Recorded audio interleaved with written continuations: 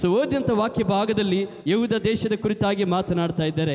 ಏನು ಆ ಒಂದು ದೇಶದಲ್ಲಿ ಪಟ್ಟಣದಲ್ಲಿ ಆಗಿದೆ ಎಂಬುದಾಗಿ ನೋಡುವಾಗ ಅಲ್ಲಿ ಪಾಪ ಹೆಚ್ಚಾಗಿದೆ. ಪಾಪ ಹೆಚ್ಚಾಗಿರುವುದರಿಂದ ದೇವರ ಕೋಪ ದೇಶದ ಮೇಲೆ ಉರಿಯುತ್ತಾ ಇದೆ. ನೋಡಿ, ಎಲ್ಲಿ ಪಾಪ ಇರ್ತದೋ ಅಲ್ಲಿ ದೇವರ ಕೋಪ ಹೆಚ್ಚಾಗುತ್ತೆ. ಸೊ ಯಾರು ಪಾಪದಲ್ಲಿ ಜೀವಿಸ್ತಾ ಇರ್ತಾರೋ ಅವ್ರ ಮೇಲೆ ದೇವರ ಕೋಪ ಇರುವಂಥದ್ದಾಗಿದೆ. ಇಲ್ಲಿ ನಾವು ನೋಡ್ತೀವಿ, ಇಡೀ ಯಹೂದ ದೇಶವೇ ಪಾಪದಲ್ಲಿ ಮುಳುಗಿದ್ರಿಂದ ದೇವರ ಕೋಪ ಹೆಚ್ಚಾಗ್ತಾ ಮುಂದೆ ಹೋಗ್ತಾ ಇದೆ. ಆದರೆ ಈ ಸಂದರ್ಭದಲ್ಲಿ ದೇವರು ತನ್ನ ಮಕ್ಕಳನ್ನು, ತನ್ನ ಸೇವಕರನ್ನು ನೋಡ್ತಾ ಇದ್ದಾರೆ. ಹಲ್ಲೆಲೂಯಾ. ಸೊ ದೇಶದಲ್ಲಿ ಯಾರಿದ್ದಾರೆ? ಅನ್ಯ ಜನರು ಇದ್ದಾರೆ, ದೇವರ ಮಕ್ಕಳು ಇದ್ದಾರೆ, ದೇವರ ಸೇವಕರುಗಳು ಕೂಡ ಇದ್ದಾರೆ. ಇವತ್ತು ನಾವು ನೋಡ್ತೇವೆ, ನಮ್ಮ ದೇಶದಲ್ಲಿ, ನಮ್ಮ ಭಾರತ ದೇಶದಲ್ಲಿ ಎಷ್ಟೋ ಜನ ಸೇವಕರಿದ್ದಾರೆ, ಸಭಿಕರಿದ್ದಾರೆ, ನಾಯಕರಿದ್ದಾರೆ, ಅನೇಕರಿದ್ದಾರೆ. ಆದರೆ ಇಲ್ಲಿ ಆ ದೇಶದಲ್ಲಿ ಇರುವಂಥ ಸೇವಕರುಗಳು ಏನಾಗಿದ್ದಾರೆ ಎಂಬುದಾಗಿ ನೋಡುವಾಗ ಅಲ್ಲಿರುವ ಪ್ರವಾದಿಗಳಂದರೆ ದೇವರ ಹತ್ರ ಕೂತ್ಕೊಂಡು ದೇವರು ಹೇಳಿದ್ದನ್ನೇ ಜನರಿಗೆ ಹೇಳುವುದು ಪ್ರವಾದಿಗಳು. ಒಂದು ಸಭೆಯನ್ನು ನಡೆಸ್ಕೊಂಡು ಸಭೆ ಪಾಲಕರಾಗಿ ಜೀವಿಸುವವರಿಗೆ ಪಾಸ್ಟರ್ ಅಂತ ಕರೀತಾರೆ. ಆದರೆ ಪ್ರವಾದಿಗಳು ಯಾರಿಗೆ ಕರೀತಾರೆ ಅಂದರೆ ದೇವ್ರ ಪಾದದಲ್ಲಿ ಕೂತ್ಕೊಂಡು ಗಂಟೆಗಟ್ಟಲೆ ಸಮಯ ಕಳೆದು ದೇವರು ಏನು ತಿಳಿಸ್ತಾರೋ ಅದನ್ನೇ ಜನರಿಗೆ ತಿಳಿಸುವುದು ಪ್ರವಾದಿಗಳಂತ ನಾವು ನೋಡುವಂಥರಾಗಿದ್ದೇವೆ. ಆದರೆ ಇಲ್ಲಿನ ಪ್ರವಾದಿಗಳು ಹೆಂಗಿದ್ದಾರೆ, ಇಲ್ಲಿನ ಸೇವಕರು ಹೆಂಗಿದ್ದಾರೆ ಅಂದರೆ ದೇವರು ತಿಳಿಸಿಲ್ಲ ಅಂದರೂ ಸುಳ್ಳನ್ನು ಹೇಳ್ತಾ ಇದ್ದಾರೆ.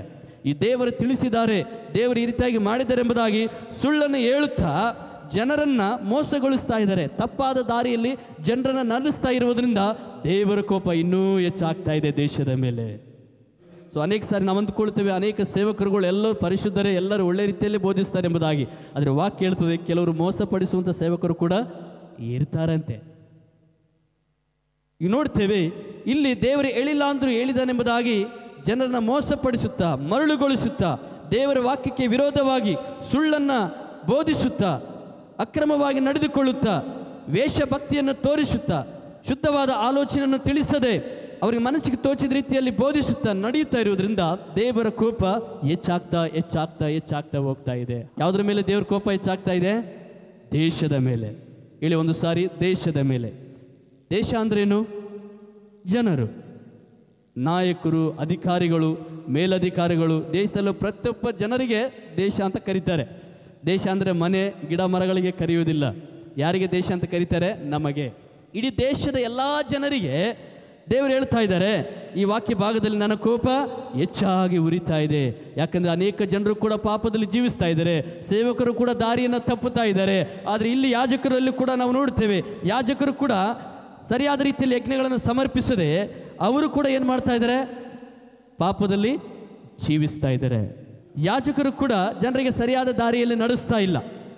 ನೋಡಿ, ಅವರಿಗೆ ಸರಿಯಾದ ರೀತಿಯಲ್ಲಿ ಯಜ್ಞವನ್ನು ಸಮರ್ಪಿಸಬೇಕು, ಇದನ್ನೇ ಮಾಡಬೇಕು, ಇದನ್ನೇ ಇಲ್ಲ ಎಂಬುದಾಗಿ ಅವರಿಗೆ ತಿಳಿಸದೆ ಯಾರು ಬಂದರೂ ಕೂಡ ನಡೀತದೆ, ಏನು ಮಾಡಿದ್ರೂ ಕೂಡ ನಡೀತದೆ ಅನ್ನುವಂಥ ಜೀವನದಲ್ಲಿ ಅವರು ಜೀವಿಸ್ತಾ ಇರೋದ್ರಿಂದ ಇನ್ನೂ ಹೆಚ್ಚು ದೇವರ ಕೋಪ ದೇಶದ ಮೇಲೆ ಉಂಟಾಗ್ತಾ ಇದೆ. ದೇವರ ಕೋಪ ಹೆಚ್ಚಾಗ್ತಾ ಇರುವುದರಿಂದ ದೇವರು ದೇಶವನ್ನು ಹಾಳು ಮಾಡಬೇಕಂತ ಇದ್ದಾರಂತೆ. ಏನು ಮಾಡಬೇಕಂತಿದ್ದಾರೆ? ನಾಶ ಮಾಡಬೇಕಂತ. ನಾವು ನೋಡ್ತೇವೆ, ಒಂದು ಸಾರಿ ಜಲಪ್ರಳಯ ಬರುವಾಗ ನೋಹನ ಸಮಯದಲ್ಲಿ ಇಡೀ ದೇಶವೇನಾಯಿತು? ನಾಶವಾಗಿ ಹೋಯಿತು. ಅವಾಗ ಯಾವ ಮನುಷ್ಯನು ಕೂಡ ಉಳಿಯಲಿಲ್ಲ. ಸೊ ದೇವರ ಕೋಪ ಹೆಚ್ಚಾಗಿರೋದ್ರಿಂದ ದೇಶವನ್ನು ನಾಶ ಮಾಡಬೇಕಂತ ಇರೋದ್ರಿಂದ, ಆದರೆ ದೇವರ ಕರುಣೆ ಉಳ್ಳವನಾಗಿದ್ದಾನೆ. ನೋಡಿ, ದೇವರು ಕೋಪ ಮಾಡ್ಕೊಳ್ತಾನೆ, ಅಷ್ಟೇ ಕರುಣೆಯನ್ನು ಕೂಡ ತೋರಿಸ್ತಾನೆ. ದೇವರು ತನ್ನ ಕರುಣೆಗೋಸ್ಕರ ಜನರನ್ನು ಹುಡುಕುತ್ತಾ ಇದ್ದಾನೆ, ಪ್ರಾರ್ಥಿಸುವಂಥ ಜನರನ್ನು ಹುಡುಕ್ತಾ ಇದ್ದಾನೆ. ಹಲ್ಲೆಲೂಯಾ. ಯಾವುದಕ್ಕೋಸ್ಕರ ಪ್ರಾರ್ಥನೆ ಮಾಡೋ ಜನರನ್ನು ದೇವರು ಹುಡುಕ್ತಾ ಇದ್ದಾರೆ? ದೇಶಕ್ಕಾಗಿ, ಜನರಿಗೋಸ್ಕರ ಪ್ರಾರ್ಥಿಸುವಂಥ ಜನರನ್ನು ದೇವರು ಹುಡುಕ್ತಾ ಇದ್ದಾರೆ. ಏನಂತ ದೇಶಕ್ಕಾಗಿ ಪ್ರಾರ್ಥನೆ ಮಾಡುವುದು? ದೇವರೇ, ದೇಶದ ಪಾಪವನ್ನು ಕ್ಷಮಿಸು, ದೇಶದ ಜನರನ್ನು ಕರುಣಿಸು, ದೇಶದ ಜನರ ನೀತಿಯಲ್ಲಿ ನಡೀಬೇಕು, ಪರಿಶುದ್ಧತೆ ನಡೀಬೇಕು, ಸತ್ಯದಲ್ಲಿ ನಡೀಬೇಕು, ದೇವರೇ ಅವರನ್ನು ಕರುಣಿಸು ಎಂಬುದಾಗಿ ಅವರ ಮೇಲೆ ದೇವರ ಕರುಣೆಗೋಸ್ಕರ ದೇವರು ಜನರನ್ನು ಹುಡುಕುವಾಗ ಸತ್ಯವೇದ ಹೇಳ್ತದೆ, ಒಬ್ಬರೂ ಕೂಡ ಸಿಕ್ಕಲಿಲ್ಲ.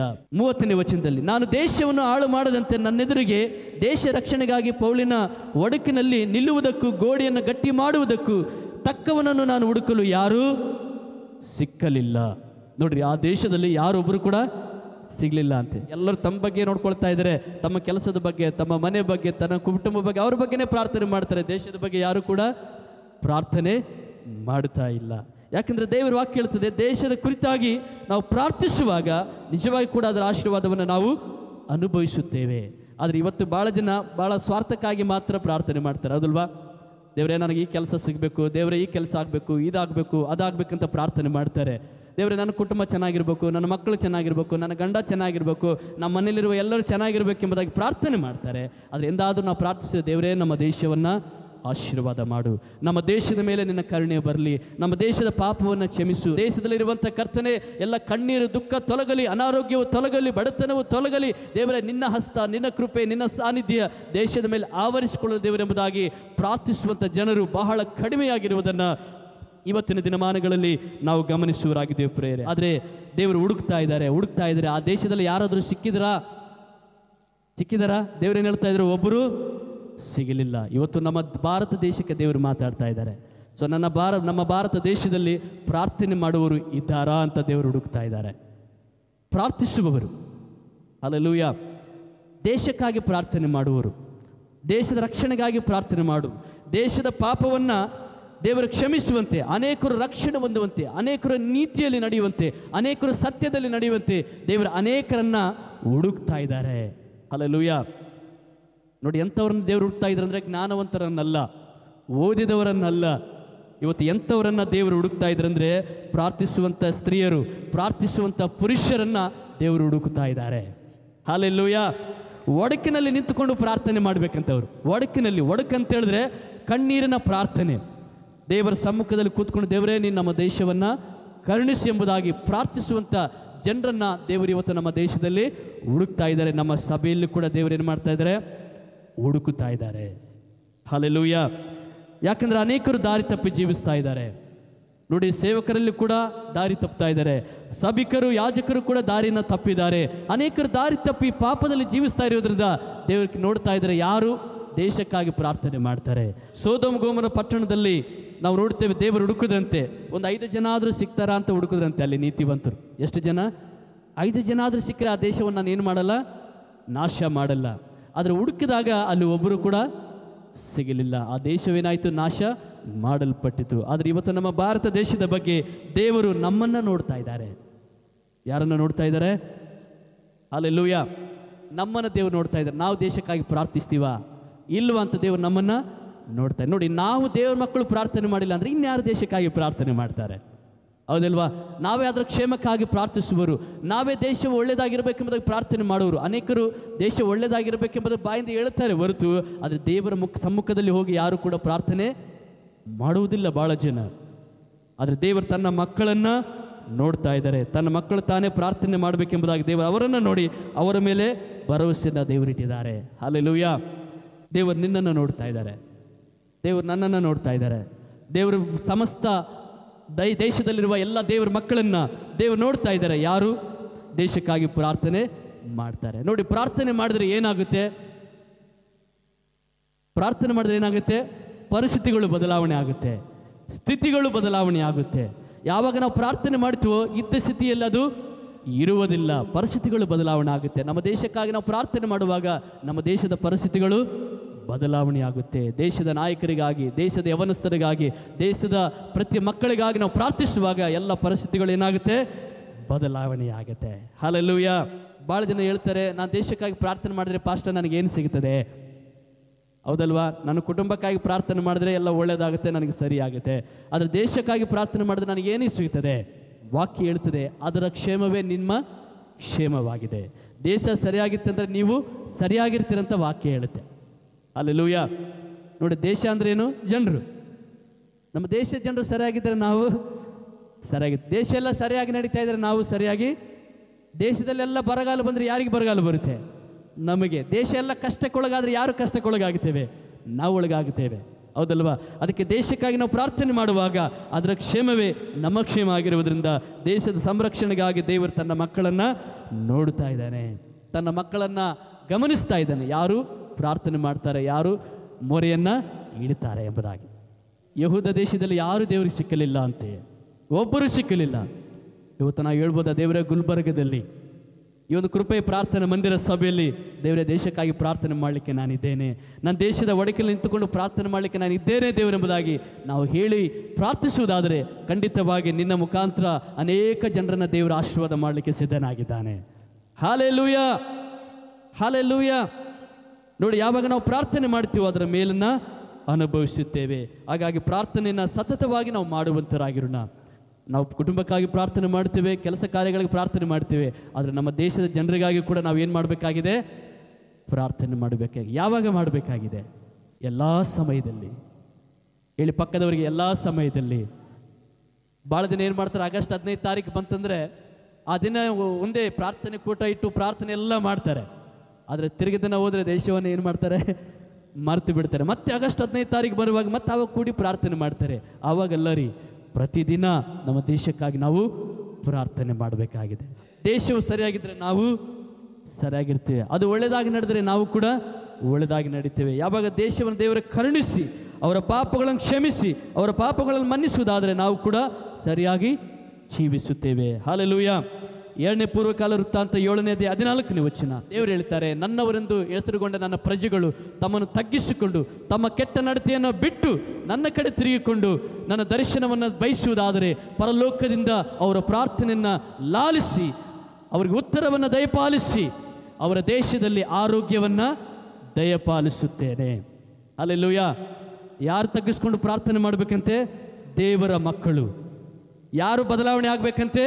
ದೇವರ ಮಕ್ಕಳು. ಹಲ್ಲೆಲೂಯಾ. ಇವತ್ತು ಬದಲಾವಣೆ ಆಗಬೇಕು. ದೇವರ ಸೇವಕರುಗಳು ಬದಲಾವಣೆ ಆಗಬೇಕು. ದೇವರ ಮಕ್ಕಳು ಬದಲಾವಣೆ ಆಗಬೇಕು. ಪ್ರತಿ ಭಕ್ತರು ಕೂಡ ಬದಲಾವಣೆ ಆಗಿ ದೇವರ ಕಡೆ ಮುಖ ಎತ್ತಿ ಪ್ರಾರ್ಥಿಸುವುದಾದರೆ ದೇವರ ದೇಶವನ್ನು ಕರುಣಿಸಿ ನಮ್ಮ ದೇಶದಲ್ಲಿ ಯಾವ ರೋಗವು ಕಾಯಿಲೆ ಕೂಡ ಉಂಟಾಗದ ಹಾಗೆ ಆರೋಗ್ಯವನ್ನು ನಮ್ಮ ದೇಶಕ್ಕೆ ದೇವರು ಕೊಡುವವನಾಗಿದ್ದಾನೆ. ಹಲ್ಲೆಲೂಯಾ. ಇದೆಲ್ಲ ಹೇಗೆ ಸಾಧ್ಯ? ದೇವರ ಮಕ್ಕಳು ಪ್ರಾರ್ಥಿಸುವುದರಿಂದ ಸಾಧ್ಯ. ದೇವರ ಮಕ್ಕಳು ದೇವರ ಸಮ್ಮುಖದಲ್ಲಿ ಕೂಡಿ ಬಂದು ಪ್ರಾರ್ಥನೆ ಮಾಡೋದ್ರಿಂದ ಇದು ಸಾಧ್ಯವಾಗುತ್ತದೆ. ದೇಶಕ್ಕೆ ಒಳ್ಳೆ ಆರೋಗ್ಯ ಬೇಕು.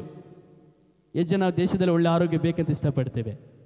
ಹೌದು, ನಮ್ಮ ದೇಶದಲ್ಲಿ ಅನೇಕ ರೋಗಗಳು ಬರ್ತಾ ಇದ್ದೀವಿ. ಒಂದಾಗೋಣ ಹೊಸ ಹೊಸ ಕಾಯಿಲೆಗಳು ಬರ್ತಾ ಇದೆ. ಆದರೆ ಇವೆಲ್ಲವನ್ನ ನಿಲ್ಲಿಸಬೇಕು. ನಮ್ಮ ದೇಶದಲ್ಲಿ ಒಳ್ಳೆ ಆರೋಗ್ಯವನ್ನು ದಯಪಾಲಿಸಬೇಕಾದ್ರೆ ದೇವರ ವಾಕ್ಯ ಸ್ಪಷ್ಟವಾಗಿ ಕೂಡ ಹೇಳ್ತದೆ. 2ನೇ ಪೂರ್ವಕಾಲ ವೃತ್ತಾಂತ 7:14 ನನ್ನವರಂತೆ ಹೆಸರುಗೊಂಡ ನನ್ನ ಪ್ರಜೆಗಳು ತಗ್ಗಿಸಿಕೊಂಡು ನನ್ನ ಕಡೆ ಮುಖ ಎತ್ತಿ ನನ್ನ ದರ್ಶನವನ್ನು ಬಯಸಿ ಪ್ರಾರ್ಥನೆ ಮಾಡುವುದಾದರೆ ನಾನು ದೇಶದಲ್ಲಿ ಏನು ಮಾಡ್ತೇನೆ? ಆರೋಗ್ಯವನ್ನು ಕೊಡುತ್ತೇನೆ. ಹಲ್ಲೆಲೂಯಾ. ನೋಡಿ, ಪಾಪದ ನಿಮಿತ್ತ ಇಡೀ ದೇಶವೇ ಶಾಪವಾಗ್ತದೆ. ಯಾವಾಗ ಶಾಪವಾಗ್ತದೋ ಆವಾಗ ದೇಶದಲ್ಲಿ ಕಾಯಿಲೆಗಳು ಬರ್ತವೆ. ಅನೇಕ ಜನರು ಬೇಗನೆ ಮರಣವನ್ನು ಅನುಭವಿಸುತ್ತಾರೆ. ಅದಕ್ಕೆ ದೇವರು ಇವತ್ತು ತನ್ನ ಮಕ್ಕಳನ್ನು ದೇವರು ನೋಡ್ತಾ ಇದ್ದಾರೆ. ಹಲ್ಲೆಲೂಯಾ. ದೇಶದ ಭವಿಷ್ಯ ಯಾರ ಕೈಯಲ್ಲಿದೆ ಹೇಳಿ? ದೇಶದ ಭವಿಷ್ಯ ಯಾರ ಕೈಯಲ್ಲಿದೆ? ಅಮರ ಆತ್ಮಹೇ. ಬದಲಾವಣೆ ಆಗಬೇಕು ನಮ್ಮ ದೇಶ. ಆದರೆ ಒಡಕಿನಲ್ಲಿ ನಾವು ನಿಲ್ಲಬೇಕು. ಒಡಕಿನಲ್ಲಿ ನಿಲ್ಲಬೇಕು. ಒಡಕು ಅಂದರೆ ಕಣ್ಣೀರಿನ ಪ್ರಾರ್ಥನೆ.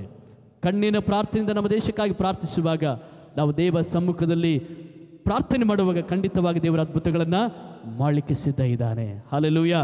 ಪ್ರತಿದಿನ ನಾವು ಪ್ರಾರ್ಥನೆ ಮಾಡಬೇಕು. ಪ್ರತಿದಿನ ನಾವು ಕುಟುಂಬವಾಗಿ ಕೂಡುವಾಗಲೂ ನಮ್ಮ ಪ್ರಾರ್ಥನಾ ಸಮಯಗಳಲ್ಲಿ ಕೂಡ ದೇವರೇ ನಮ್ಮ ದೇಶವನ್ನು ಆಶೀರ್ವಾದ ಮಾಡಪ್ಪ, ದೇಶದ ಪಾಪಗಳಿಗೆ ಕ್ಷಮಿಸು ದೇವರೇ, ಜನರ ಮನಸ್ಥಿತಿಗಳು ಬದಲಾವಣೆ ಆಗಲಿ, ಜನರ ಪರಿಸ್ಥಿತಿಗಳು ಬದಲಾವಣೆ ಆಗಲಿ, ನಮ್ಮ ದೇಶದ ಸ್ಥಿತಿ ಮಾರ್ಪಡಲಿ ದೇವರೆಂಬುದು ಯಾವಾಗ ನಾವು ಪ್ರಾರ್ಥನೆ ಮಾಡ್ತೀವೋ ಹಂತವಾಗಿ ನಮ್ಮ ದೇಶದಲ್ಲಿ ದೇವರ ಬದಲಾವಣೆಯನ್ನು ತರ್ತಾರೆ. ಒಂದು ದಿನವನ್ನು ನಾವು ಆರಿಸಿಕೊಳ್ಳೋಣ. ತಿಂಗಳಿನಲ್ಲಿ ಒಂದು ದಿನವನ್ನು ನಾವು ಆರಿಸಿಕೊಳ್ಳೋಣ. ಈ 30 ದಿನಗಳಲ್ಲಿ ಒಂದು ತಾರೀಖನ್ನು ನಾವು ಆರಿಸಿಕೊಳ್ಳೋಣ. ಪ್ರತಿ ತಿಂಗಳ ಆ ಒಂದು ತಾರೀಕಿನಂದು ನಾವು ಉಪವಾಸ ಪ್ರಾರ್ಥನೆ ಮಾಡೋಣ. ಯಾವುದಕ್ಕೋಸ್ಕರ? ದೇಶಕ್ಕೋಸ್ಕರ. ತಿಂಗಳಲ್ಲಿ ಒಂದು ದಿನ ಉಪವಾಸ ಪ್ರಾರ್ಥನೆ ತಗೊಳ್ಕೊಳ್ಳೋಕ್ಕಾಗುತ್ತಾ ತೀರ್ಮಾನ? ತಿಂಗಳಲ್ಲಿ ಒಂದು ದಿನ, ಅದು ಯಾವುದೇ ದಿನ ಆಗಿರ್ಬೋದು. 15 ತಾರೀಕು ಆಗಿರ್ಬೋದು, 20 ಆಗಿರ್ಬೋದು, 25, 27, 28, 30, ಯಾವುದೇ ದಿನ ಆಗಿರ್ಬೋದು. ನಿಮಗೆ ಅನುಕೂಲವಾದ ಒಂದು ದಿನವನ್ನು ಆರಿಸ್ಕೊಳ್ರಿ. ಪ್ರತಿ ತಿಂಗಳ ಆ ದಿನದಂದು ಒಂದು ಉಪವಾಸ ಪ್ರಾರ್ಥನೆಯನ್ನು ದೇವರ ಸಮ್ಮುಖದಲ್ಲಿ ದೇಶಕ್ಕಾಗಿ ಕಳೀರಿ. ಅದರ ಕ್ಷೇಮವೇ ನಿಮ್ಮ ಕ್ಷೇಮ. ನಾವು ಪ್ರಾರ್ಥನೆ ಮಾಡೋಣ. ಇರುವ ಸ್ಥಳದಲ್ಲಿ ನಮ್ಮ ಕಣ್ಣುಗಳನ್ನು ಮುಚ್ಚಿಕೊಂಡು ಪ್ರಾರ್ಥಿಸೋಣ. ದೇವರೇ, ಇನ್ನು ಮೇಲೆ ನನ್ನ ದೇಶಕ್ಕಾಗಿ ನಾನು ಪ್ರಾರ್ಥಿಸ್ತೇನಪ್ಪ.